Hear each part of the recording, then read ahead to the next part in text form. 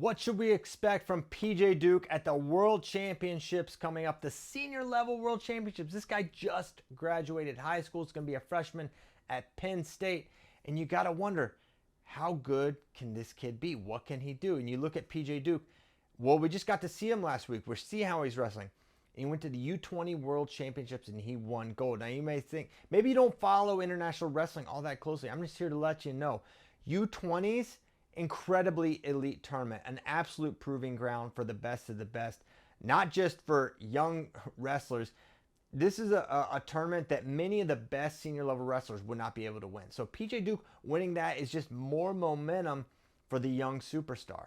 And now he's going to need that momentum. He's going to need to ride that wave, and he's going to have to get better if he wants to come home with a world medal at 70 kilograms. And I think that's exactly what we're going to see from PJ Duke. Now, this weight class is incredibly deep, and John Kozak went over it in this preview. He went over it the other day on FloWrestling Radio Live, our podcast, breaking down 70 kilograms, and I'm telling you, it's a really, really tough weight class.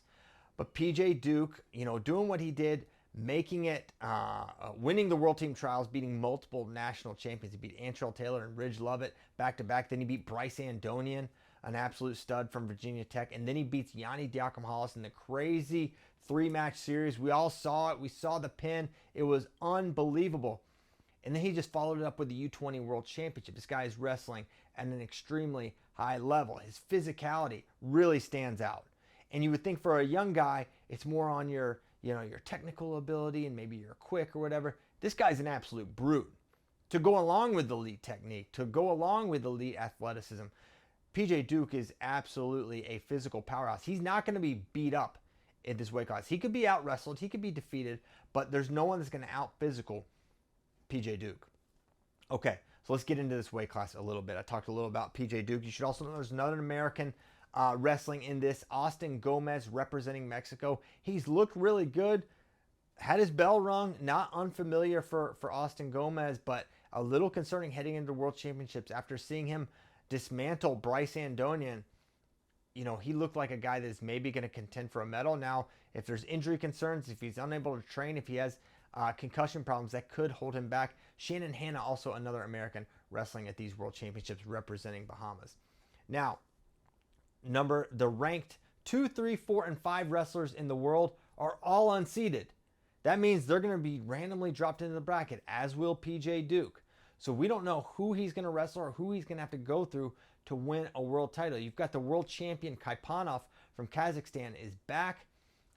He is the 3 seed. He's ranked number 1 in the world by virtue of being the reigning world champion. You've got Aogi from Japan. You've got a number of really good guys, Idrisian. And so John Kozak, when he wrote the gold medal contenders, normally it's like 1 guy, 2 guys. On this one, he put 1, 2, 3, 4, 5 different wrestlers. Aogi from Japan, 2024 world silver medalist, lost to Kaipanov at Worlds a year ago in those finals. He's really good. Japanese wrestlers are always extremely elite at these world championships. Amir Yazdani from Iran. Now, I think he's really good. Kozak actually thinks he's going to win the whole thing. But Yazdani thought he was going to wrestle at 74 much of this year. And then they said, no, actually, you're going 70. And so Iran's different, very obviously. And the way they pick their team is really different from us. And so I'm wondering, okay, how into 70 kilograms is Yazdani? Now, he's got credentials at this weight. Has he outgrown it? It would seem like in his own mind, he thought, hey, maybe I'm too big for this weight class. Cutting too much weight for these with a 2-hour weigh-in can have detrimental impact on how you perform. So for Amir Yazdani, this guy can wrestle from everywhere. He's good defensively. He's got good leg attacks. One of the better leg attacking Iranians. He's got parterre offense. He's the real deal. Don't misunderstand me for a second. But is he ready to really cut down those extra kilos and contend? I'm not as sure. Ernie Akhmadaliyev from, where is he from? He's from Kyrgyzstan. This guy's upper body style. He's not going to attack your legs. Don't worry about it. He's not going to shoot. But upper body, he can find ways to get you to shoot on him, and he can counter score. One of the more fun watches in international wrestling. Make sure you watch Akhmadaliyev from Kyrgyzstan. Kaiserik from Russia. No one really saw this guy coming. 2018, he was U20 world gold, and we haven't really seen much of him since, but he wins Russian Nationals. That's obviously one of the toughest tournaments anyone can win, and he's going to be their rep at seniors. Victor Rasidin, another former Russian, Asian silver in 24 and 25, an Olympian down at 65 kilograms. He's a contender. He could absolutely make some noise.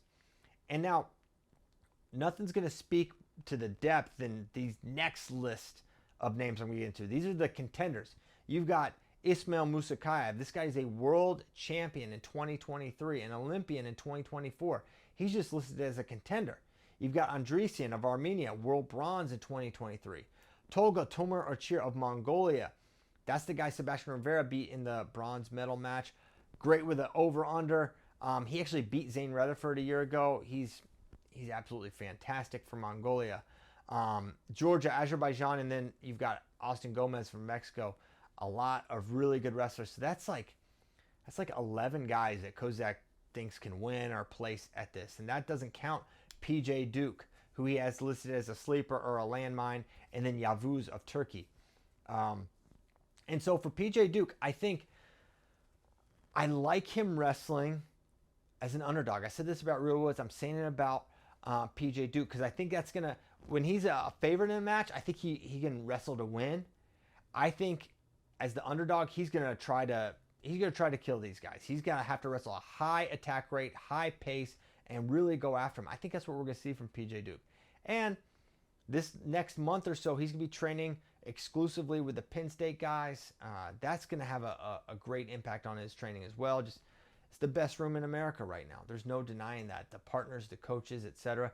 That's going to help level him up for this home stretch of preparation for the World Championships. A very exciting World Championships when you think about it, where we have two guys that were in high school that made the senior world team. And it's an elite team to make. It's a team that, the best in the best America are trying to make every single year. And for PJ Duke to already be on a team should be nothing but excitement for fans of USA Wrestling.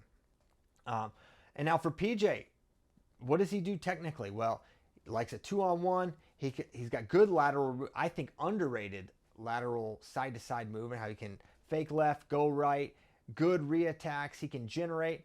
One thing that could give him trouble at this level, he likes to go to his left-handed single, and he comes up around the body a lot.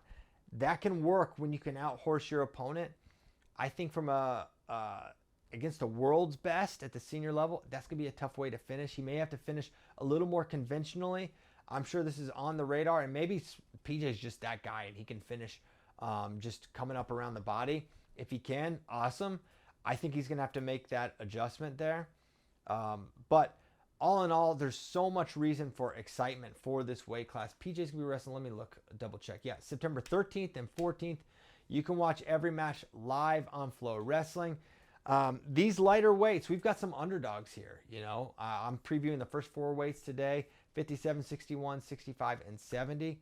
And really 61 through 70, we don't really know. And that's what's going to make this World Championship so exciting. Our expectations as American fans are always high, but for these individuals, we just don't know how they're going to do. I tend to be an optimist when it comes for Team USA, so I think they all have a chance to medal. I can't wait to see it. I can't wait to see what PJ Duke is going to do at the senior level. But I'm curious what you think. What do you expect from PJ Duke, a.k.a. Duke Mafia? I want to hear from you.